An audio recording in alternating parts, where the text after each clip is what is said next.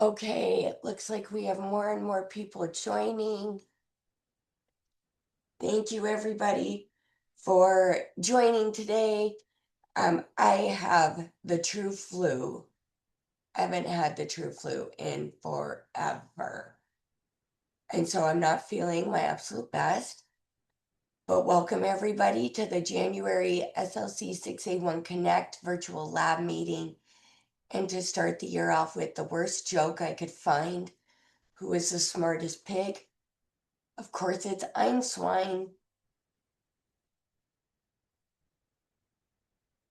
For everybody just joining, we're a patient advocacy group dedicated to improving the lives of children affected by SLC 6A1. And every year in January, we do a little reset. We have so many people join us throughout the year, and it's hard to do introductions every single time.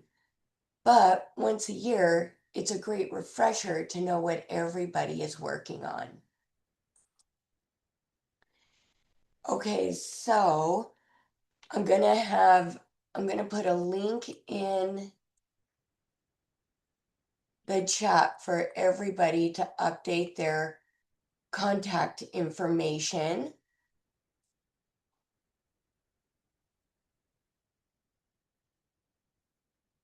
In just a second, it is a Google Doc, and I will also send that out after this. Here we go. Okay, so rather than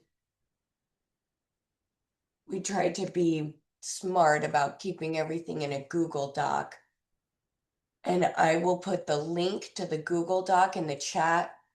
Check your information, correct anything that is wrong.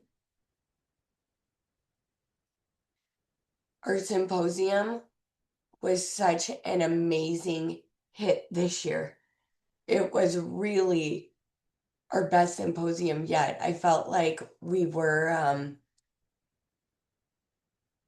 I felt like it was also, there was so much news and so many exciting developments that we needed a vacation before AES even began.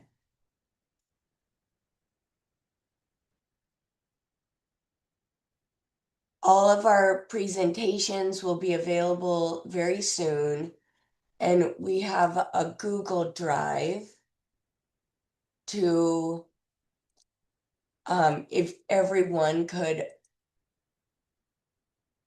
sorry, do you guys see the PowerPoint or the share drive? We're looking at the PowerPoint now, but I think I saw the share drive on the screen for a second there. Okay, I'm gonna put the share drive into the chat where you can upload pictures and download pictures. Then we got some really incredible B-roll of everybody.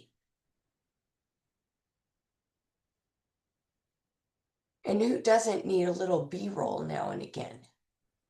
So I'm going to put the link to the B-roll in the chat and send this out in my little email afterward. It's one of those things that you don't know you need it until you need it. And then you're like, shoot, how do I get B-roll of myself? Well, SLC 6A1 Connect just went ahead and did it for you. We're still waiting on the professional recordings, and we'll distribute those as soon as possible. If anybody doesn't want their presentation uploaded for everyone to see, let me know.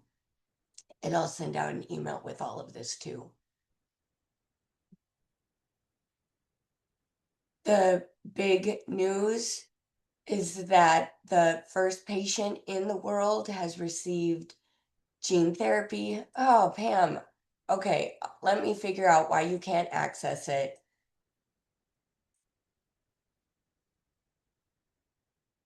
I am absolutely not a tech person, but by the time my little email goes out, it will all be corrected. The huge news of the symposium is that the first patient has received gene replacement therapy, which is Maxwell. And I have a screenshot there of the People magazine article.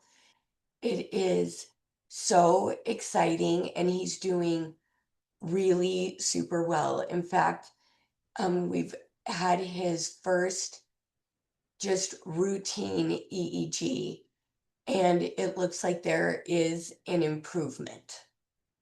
So I could not be happier.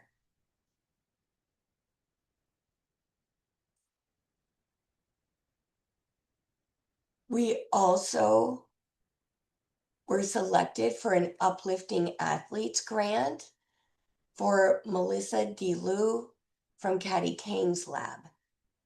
Melissa, are you on the call?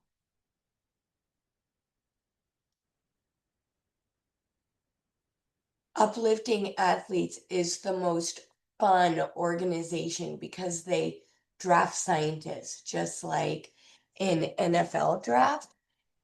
And there's a ton of athletes with the thought behind it that what if we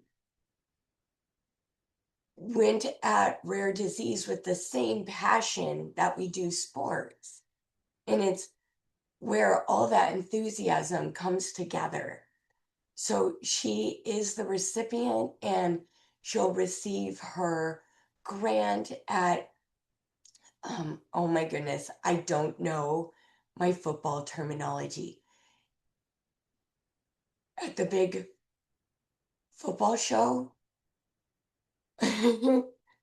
draft, and there will be a ton of professional athletes. That's going to be in Philadelphia, I think later this month.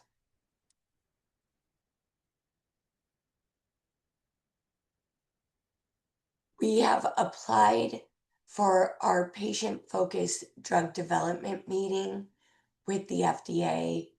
We're incredibly excited to get that underway. Now we actually have treatments to talk about, so it's a very timely conversation because uh, we're playing catch up here. We've moved faster than advocacy efforts even can scheduling wise. So we're really looking forward to that. Once we have a date, I'll announce it, and anyone is welcome to participate.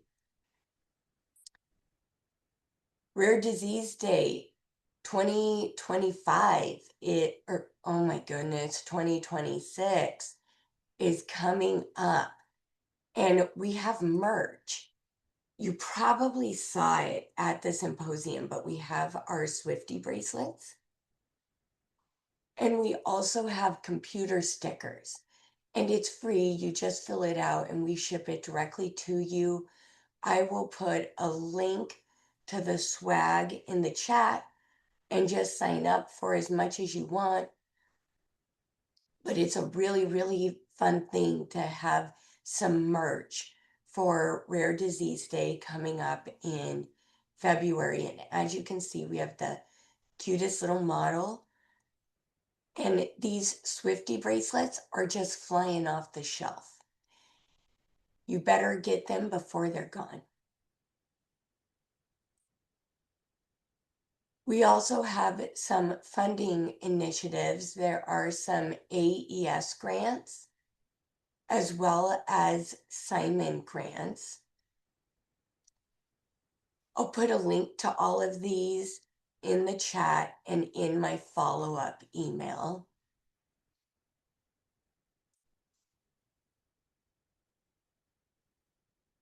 And as always, SLC 6A1 Connect makes it very, very easy for you to work with us. We have 3 years of natural history study data that we are happy to share. We have centers of excellence across the US and readily available iPSCs and mice in public biorepositories. Our website is undergoing a facelift right now. Wish I could do the same, but it's going to look really nice and be very user friendly. For now, if you need anything, just let me know and we'll get that out to you quickly. Today is, of course, our annual introduction calls, and depending on how we do on time, this may go into February. We try to keep the introductions around 5 minutes, just like our personal version of rare disease dating, blind dating. Future meetings are going to start, we're going to start delving into the link between schizophrenia and SLC6A1, as well as specific behavioral changes and our biomarker presentations. But please, if you have any ideas or would like to present, reach out. We are so excited to hear your ideas. And I feel like we get some of our best ideas by simply listening. And I'm looking at the chat really quick. Google Drive doesn't work. Great. Okay, I'll definitely get that fixed. It will be fixed by the time I send out the notes. The B-roll we have of everybody that was on stage is really good. Like, you guys will want it. We had two videographers there. One we hired independently, and the second one was the Marriott. But we all need B-roll and photos where we look like we're saying something so intelligent. And our videographer did a really fantastic job. Then it looks like Paul put a link in for Safari funding. The deadline is January 14th, which is soon. And that looks like it's the Fellows to Faculty grant. Paul, did you want to say a couple words real quick? Yeah, thank you, Amber. Just very briefly, I'm here representing Safari and Simon Searchlight. Simon Searchlight is a program focused on rare genetic conditions, single gene, and CNVs related to autism. SLC6A1 is one of the best represented conditions in Simon Searchlight. We have research resources which we're very happy to share at nominal cost with both industry and academic researchers. It includes, I think, more than a dozen patient-derived iPSC lines for SLC6A1, phenotypic data from well over 100 people with SLC6A1 as well. The funding opportunity is for our Fellows to Faculty Award. This is for senior postdocs who are planning to go onto the job market very soon. It's like a K99 RO type of award. So they get it as a fellow, they get some funding as a fellow, and then they take it with them to their first permanent faculty position. Sorry for the short notice, deadlines next week.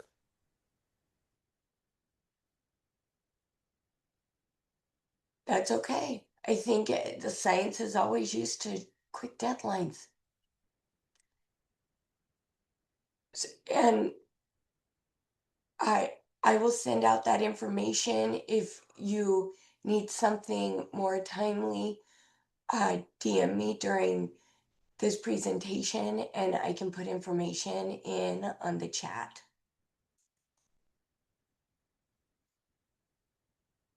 Okay, and let me just check. Oh, one, I wanted to add, Florida has a great opportunity to get genes onto their newborn screening panel right now. One of their congressmen had a child pass away from Tay Sachs. And so Florida has a lot of very supportive legislation right now for rare disease. I filled out the paperwork for SLC. It only took 5 minutes. It was really super fast and efficient to do. You just copy and paste. existing research, and it sounds like there is an eagerness and an opportunity to add genes to the Florida newborn screening panel. You know, it's just so sad that a lot of times big change happens when somebody with a platform is diagnosed, and it happened to one of the people from Squawk Box just this morning on CNBC. She has a daughter that was diagnosed with SYNGAP. So you'll probably see news about it this week, but CNBC producers reached out to me about a new show coming up about rare disease and how we think about it and look at it. And just all this week, all of these national media outlets started reaching out to me. And it's just interesting to see the tsunami that's about to come. That rare disease feels rare, but we're actually not at all. And now for SLC 6A1 speed dating. So the way we've typically done this is limit people to around 5 minutes of an introduction. If you have slides, that is fine. Or if you just want to speak and introduce yourself, that is good too. And I am put in the chat who wants to go, and you can share your screen and just start. Amber? Yeah. Amber, it's Rick. Would it be okay if I said a couple words? Because I thank Gotta you. go. This is, yeah, I am Yeah. such a huge fan of this community. My name is Rick Lipkin. I'm the founder of the Catalytic Impact Foundation. We address unmet needs, and I'm absolutely incredibly impressed with everything that this community is. Amber's absolutely created a remarkable, remarkable model.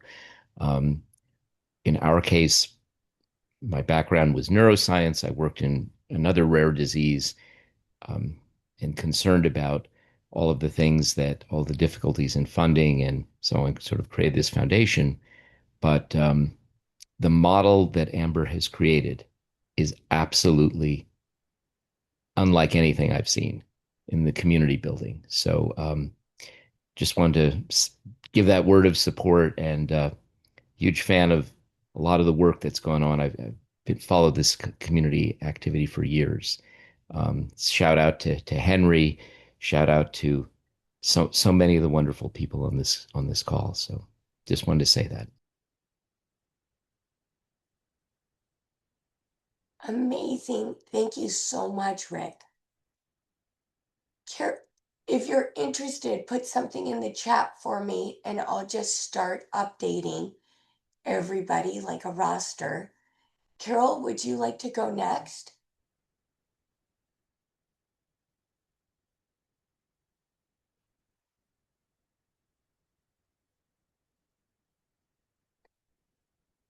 Okay. Pam, go ahead. Hi, I'm Pam McDonald. I'm a pediatric neurologist at the Children's Hospital of Philadelphia. I specialize in epilepsy and neurogenetics. And within my neurogenetics clinic, I became the SLC6A1 person. And I have been very privileged to accumulate so many SLC6A1 patients. And I echo, this is a wonderful community. We have a very rich sort of database and supports to collect a lot of data. And I'm just going to share for 1 second, for those of you if you weren't at the meeting, what we're working on this year. Let me see if I think I can share. I have 1,000 things open, so ignore all of that in this. I had my poster ready. Here we go. And I work with Lena Lusk, who's a wonderful genetic counselor. I think it's a little bit small to see, but I'll just run you through it. For this particular poster, we were just looking at the seizure patterns of SLC6A1. Of course, we comment on the specifics of the disorder that most people are very familiar with. And this is just like one little example of what capabilities we had. For this cohort, we looked at 33 individuals. We have more now. We have families, we have adults. We continue to see patients at least once a week, at least one SLC6A1 patient weekly or every other week. And we continue to grow our community. I'm very lucky to work with Dr. Helbig, and he lets me borrow people from his lab to do these cool graphs. And then the other cool thing that we're able to do is he has many different people working there, so we can kind of compare with SYNGAP or STXBP1, we can pull things. And then something that came from the meeting is that we realized we have many, many, many EEGs, which is something that there's different biomarkers I think that we're looking at now. And Dr. Jill McKee, who is working on SYNGAP, has some technologies and things she can help us do for our EEG data. So really just a gold mine of data waiting to be looked at. I think I'll stop sharing. This was just one, just a little quick example of what we're doing. For this year, my goal with Lena is to actually get that data published. In the past, I have collaborated with Maria Barnett, who I think is on this call, and we had a poster at AAN last year, and then I think she already submitted the current paper from that poster on more of the neurobehavioral aspect of things. So this year we hope to publish on this, and then we hope for the FY, I think 27 fiscal year to be able to have time to really just delve into not only the seizures, but also just looking at the other things that are very important to our SLC6A1 community. So developmental milestones, behavioral issues, and our goal is to really be able to have really robust data that can help the colleagues that are doing gene therapy have the data that they need to take to the FDA and, hopefully make the therapies that Max was able to get available to everyone. So yeah, that's where I'm at right now, and I love to collaborate with everyone here. I think I know lots of people, and I have spoken with many of you.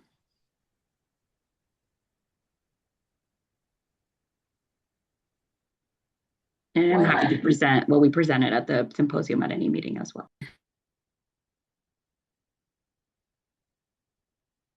Wonderful.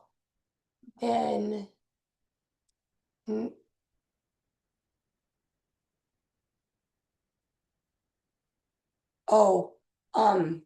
Pam, we would love for you to present your poster at a lab meeting.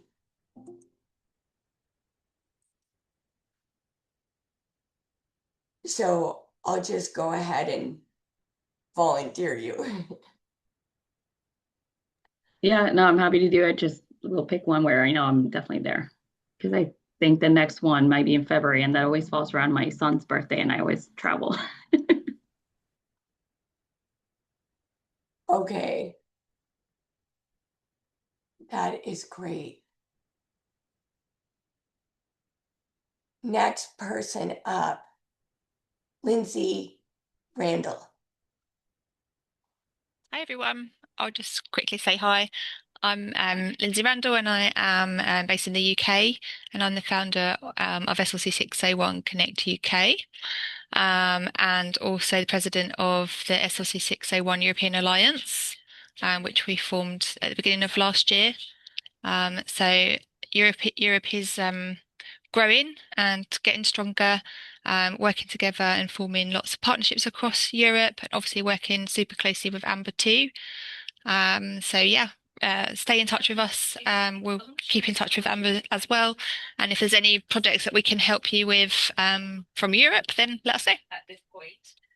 But she's definitely one. Wonderful. And next person.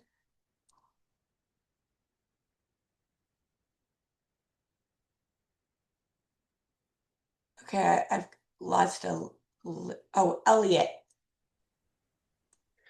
Hi, everyone. Thank you, Amber. Absolute pleasure to be here today to speak to you. So this is the first meeting that I've joined from the SLC6A1 Connect group. And before I jump into introducing myself properly, I'd just like to say thank you for Amber and both Lindsay for both reaching out to me for asking me to join this community. And this comes off the back of a paper that we published last year on links between schizophrenia and SLC6A1.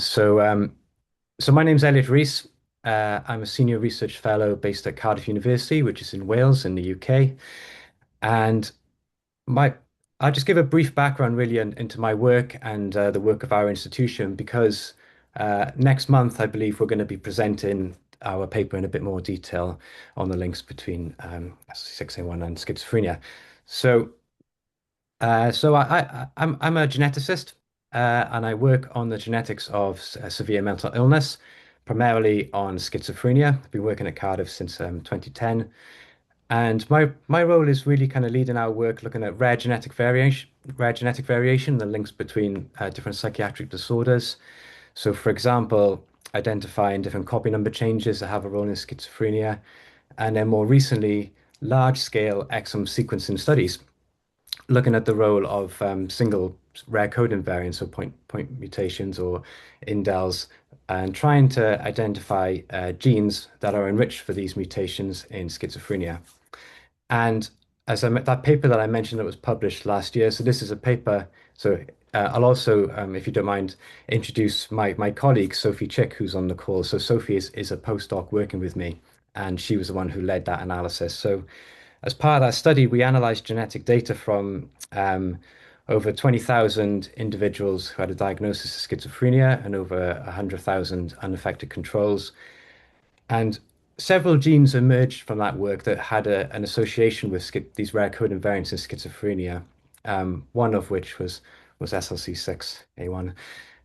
So it we have had prior to that study, we have had other papers out showing a link between mutations in this gene and schizophrenia, but the evidence wasn't particularly robust. It was kind of suggestive in those previous studies.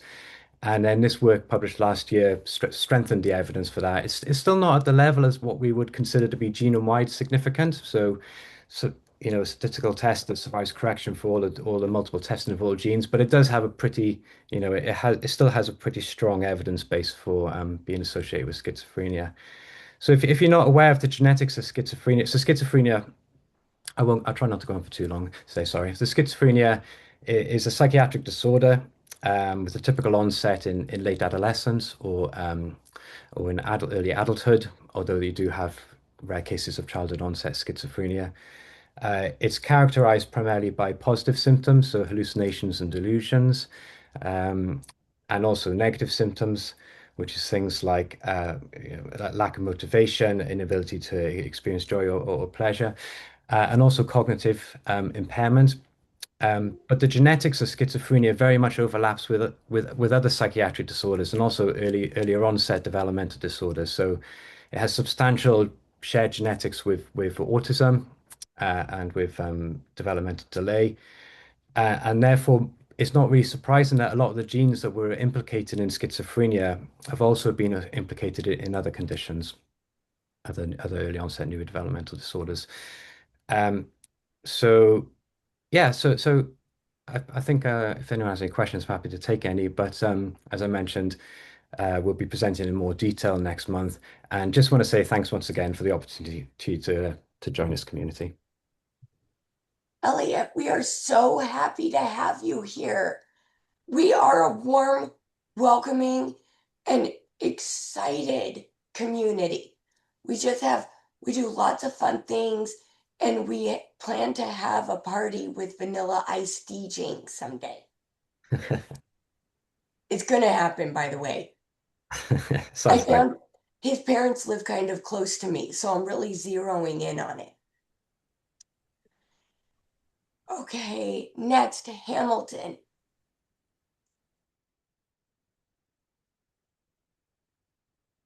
Hello, everybody. I'm Hamilton. I am a sophomore at the University of Notre Dame, and I've been working with Amber and SLC, this organization, for about a year now, and it's been, a great honor, and I'm so happy to continue working. with you all. This summer I was with Dr. Henry Lee. Hi, Henry. I know you're on this call. Um, but I just wanted to speak for a quick moment about something I'm starting at my university because I have a major and I'm gaining a major in neuroscience, but I also we have this really unique program at Notre Dame that works with rare diseases, minor and rare diseases. So it's a really great opportunity. It's a really unique program that I don't think is really anywhere else in the country, and so it's really allowed me to, have unique opportunities and. Um, all this to say that I've this semester I'm working to create a unique team for the SOC for SOC 6A1. So we'll be undergoing any projects that Amber or really anyone gives us, both advocacy work and scientific approaches. So if anyone has any, projects that you want 10 scientific undergrads at the University of Notre Dame working on to complete, I'll be facilitating any projects or work that goes on. And so if anyone has any work that you think would be great for, a group of students to work on, I'll be more than happy to help out in any way that I can. Again, that's kind of the whole goal is just to help out. So again, if anyone has a longer project that they, would like students to work on for the span of the semester, and then obviously beyond that as well. Please reach out. I'll put my email in the chat. So if anyone has anything or any projects that they've been working or wanting to, be worked on, again, like I said, scientific or advocacy work, I'm more than happy. So just reach out.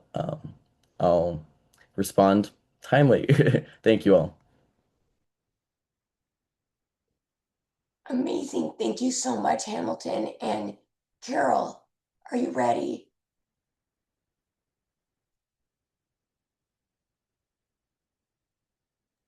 Good morning, everybody.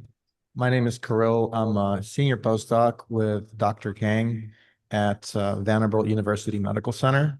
And thank you for giving me the opportunity to talk. It's always wonderful to be part of this community. I've been here for about 3 years. Just gave a talk at the recent symposium. So I primarily study electrophysiology.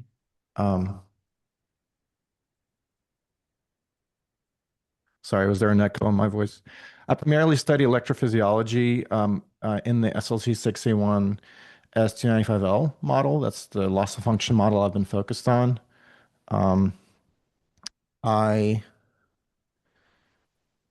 Here's what my poster looked like for AS this year. It's pretty busy. We're not going to go through it, but as you can see, I looked at a lot of synaptic physiology changes that happened in this model. I also looked at tonic currents, and a lot of this is going to manuscript that were submitted for publication recently. And I also studied some other models not as pertinent to GAT1 mutations, but that are also GABA-centric, like GABA receptor subunit mutations. But the majority of my research has been focused on SLC 6A1. So I'm currently, I've done 3 years of postdoc with Caddy. I've gotten some pretty good funding through training grants and through AAS, but that's kind of run out now. So I'm definitely looking for funding opportunities for kind of more senior postdoc grants or transition to faculty type grants. So it's been great to hear you guys talking about that. So I'll definitely be following up on those opportunities. Just keep me in mind, and if any more come to mind, please let me know. And then if you're more interested about the research that I'm doing, feel free to message me. And then also, I gave a talk on my most recent findings at the recent symposium. So if that's been recorded and will be available, as Amber said, then you could also check that out. Okay, thank you very much.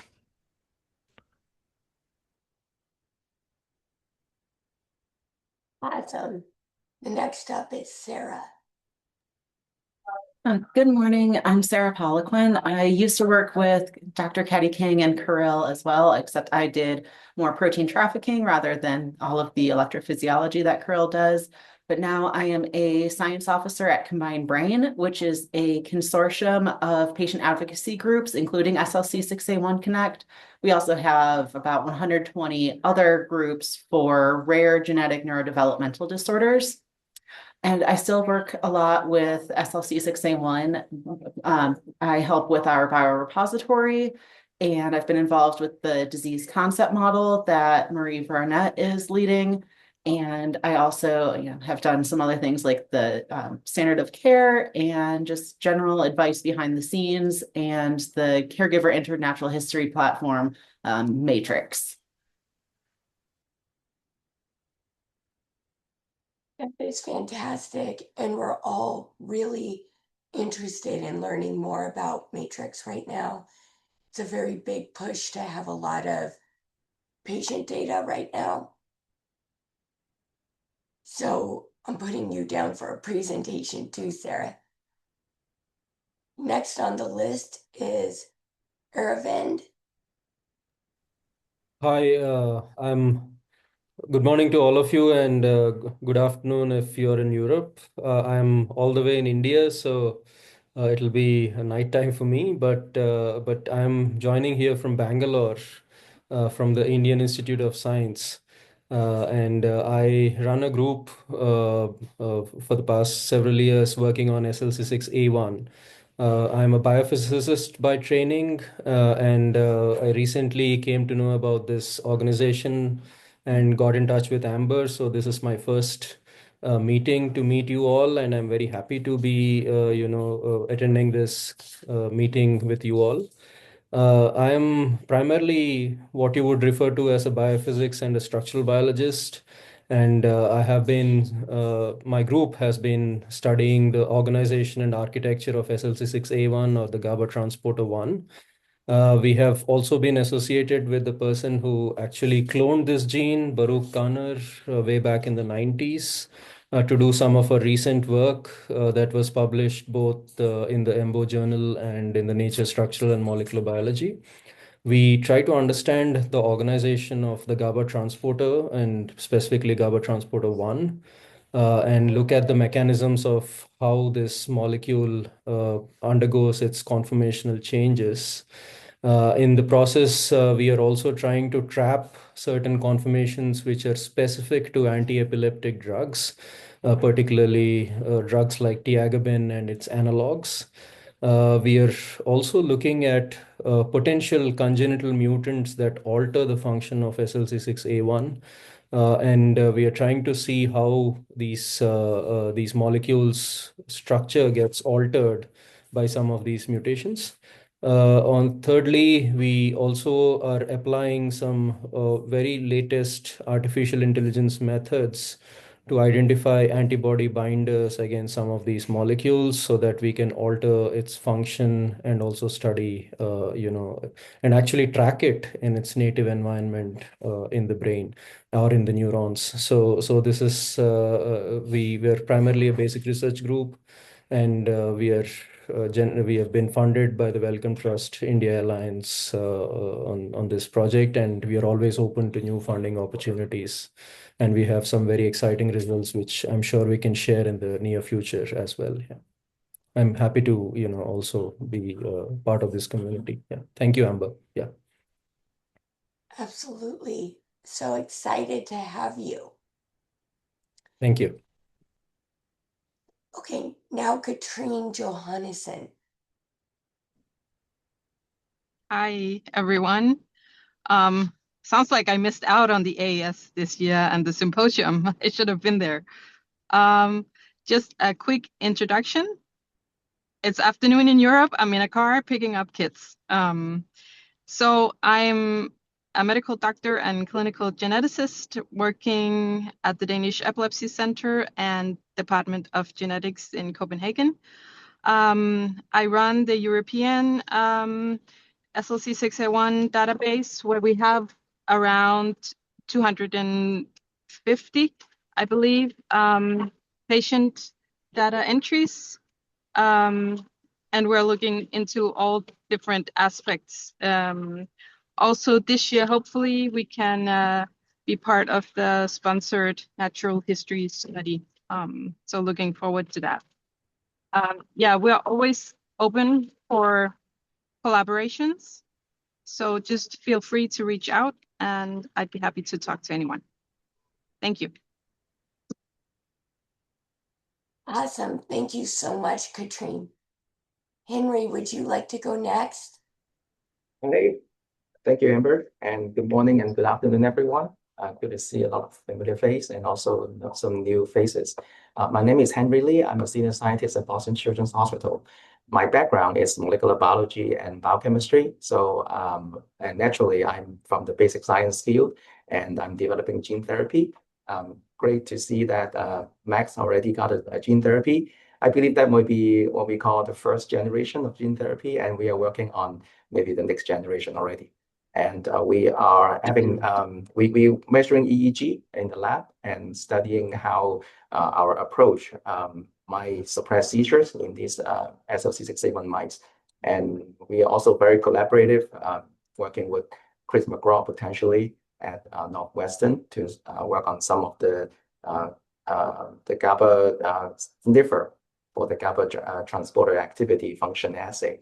Yeah, I think this is a comprehensive approach that we hopefully can have better characterization of our gene therapy approach. It's great to see everyone, and really good to see the progress that SLC6A1 has made in the past years. And yeah, happy to be part of it and contribute to this community. Good to see you all. Awesome. Okay, I'm gonna start calling people out. Oh, wait a minute. Maybe I do have a volunteer.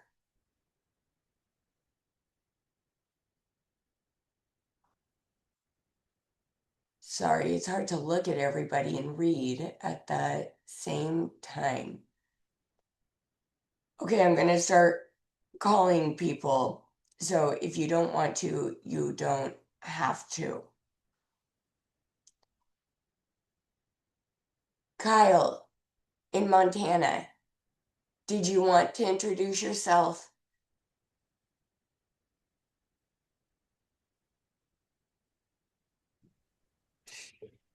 Hi, yeah, I can do a quick introduction here. So I work in Michael Kavanaugh's lab, he's not on this call today, but he recently presented at the symposium in Atlanta. And so if you're interested in what we do, you can watch that once it's uploaded. But yeah, I'm a third year graduate student here, and we're interested in I guess 4PB and other analogs, and we're really interested in like where specifically they're binding the GABA transporter.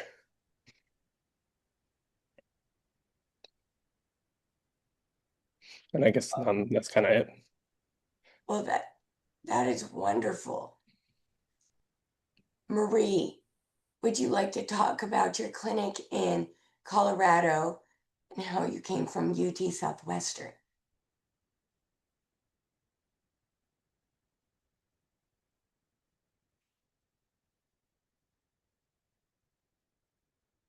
Some of these people, I can't tell if it's them or their robot. Dr. Rogalski, would you like to introduce yourself? Sure, Amber. My name is Michael Rogowski, and I'm a professor at the University of California, Davis School of Medicine. I'm a practicing neurologist, and my research laboratory is interested in neuropharmacology, drug development. We focus on treatment of epilepsy. And one thing that I teed off on at the symposium at AES this year is when you, Amber, mentioned that you need a sponsor in order to get a clinical indication for SLC6A1 with respect to Ravicti. And I guess the idea there was that it's difficult to get reimbursement for SLC6A1 patients for Ravicti without the specific indication. And I completely agree with you that under ordinary circumstances, it would be the sponsor that would present the data to the FDA in order to get that indication. But I was sitting there in the audience thinking, well, heck, let's think outside the box a little bit. And maybe there is a way to, through this community, collect all of the data that's available on Ravicti, which is quite substantial at the moment, and present that to the FDA and engage them in a conversation and figure out a way to see if we could get it added to the label. I'm not suggesting that it's going to work, but if you don't try, you'll never find out. So, thought that at some point we should think about that and see if we could make it happen. I would love that. That sounds like a great meeting and a great project. One thing, Ravicti did make the national nightly news. And so we got a good amount of publicity from this on what to do when you're denied coverage. Hold on one second and I'll Also, another thing that occurred to me, Amber, and please correct me if I'm off base on this, but you had mentioned, well, first of all, people may know that Ravicti is going generic. And you mentioned in your presentation that the transition to having the generic in the marketplace hasn't resulted in a drop in price for Ravicti yet. And I think the reason for that is that the FDA, when they approve a new generic, they have a 6-month period of exclusivity for the first mover. And what that means is that the first company to get the generic status gets to keep their price fairly high because it's just the innovator company plus the generic company. But after the 6-month period, then the FDA can accept lots of other generics. So it may be that the price of Ravicti is going to fall substantially after the 6-month period of exclusivity is over. I don't know if anybody knows about that, but that was just my speculation. I haven't really investigated, but this is the standard way that it works in the generic world under Hatch-Waxman. Yeah, I'm a little foggy today just from the flu, but we're 2 months into the generic. The price of the first generic hasn't really gone down substantially, which is frustrating. But yes, we're hoping second and third generation. This national CNN news story helped multitudes as well. And the producer of this segment has reached out and wants to talk about gene therapy and how we start absorbing these costs as a society for rare disease where traditional drug approval is not going to work. Yeah, that's a great discussion, honestly. It has to happen. Yes, and that was just all yesterday. So I'm super excited. This year is off to quite a start media-wise. And I think I said this at the symposium, but where rare disease is truly positioned just like HIV and AIDS were at one point in time, and some of the cancers of the early 2000s, but we're getting all of that momentum and awareness. And the traditional path to drug discovery just isn't going to work in this case. We need to do something differently and have a different path to drug discovery.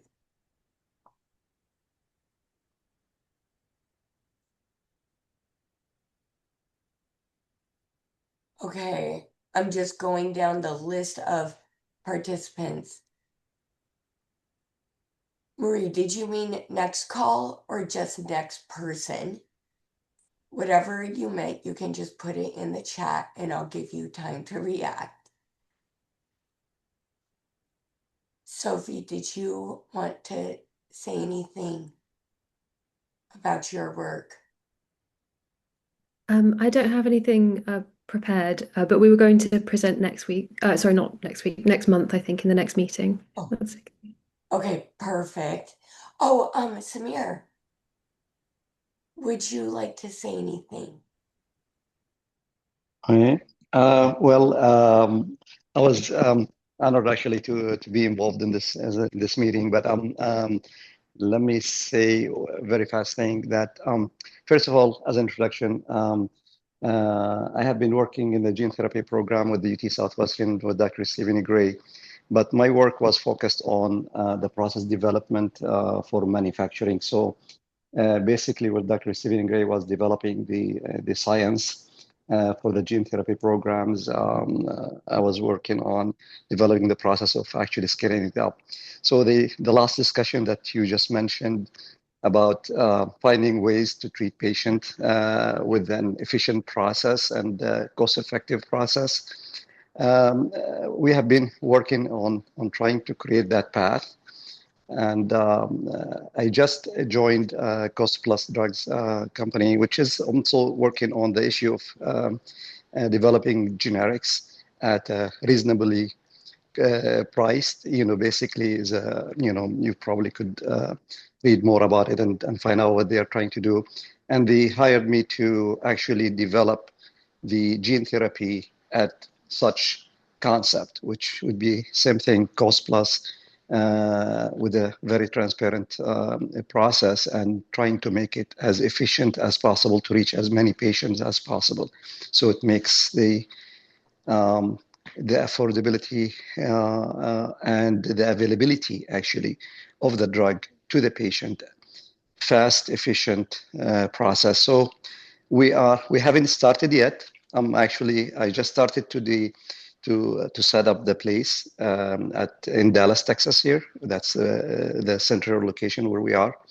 And we're hoping before the end of the year that we will be up and running and providing our services for whatever foundation, schools, anyone where we will be providing clean room, clinical, non-clinical products that can be affordable to the researcher, the PIs, the foundations, and whoever. So basically, I was going to say that I was trying to talk sometime in the next session where we have a little bit more clarity on where we are in the process. But at least I would say that we're heading that direction. And I would like to continue the talks about the generic drugs actually, and how we can make the drug available, not necessarily under commercialized process, but under the clinical studies where we can reach the patients faster and cheaper. I hope we this would helps. love that. Yes, absolutely. I mean, I know that but I would say, Amber, I mean, keep the pressure going on the media and the market. And I think Mark Cuban and Alex, who's our CEO, is very fond of and highly interested in developing this for the kids. So let's see what we can do. Well, we love that. And yes, Renato and I are very close by, armed with baked goods and hugs. And we'll come and we'll hug you. Yeah, I would like to host you sometime with our team. So I think it would really be a great opportunity to push this further and further. But our goal is to embark on this and to make it as expected, efficient process. Even per patient. Our goal is to make the process easy, doable, even up to one patient at a time. That's fabulous. No. Okay, well, we're at time. Just about. We have time for one more if anybody wants to go. Otherwise, we will continue on with our schedule next week.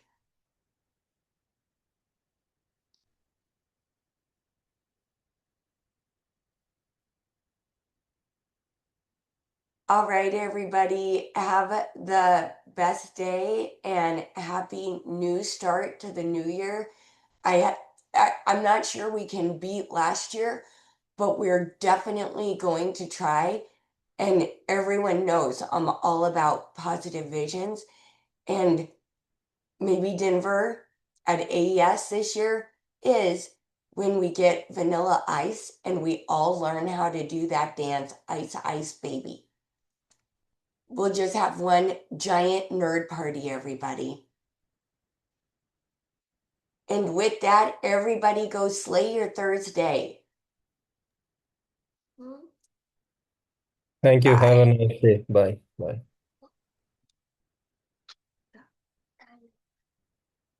Oh, a party with Vanilla Ice? Yeah. Yeah. Of course you're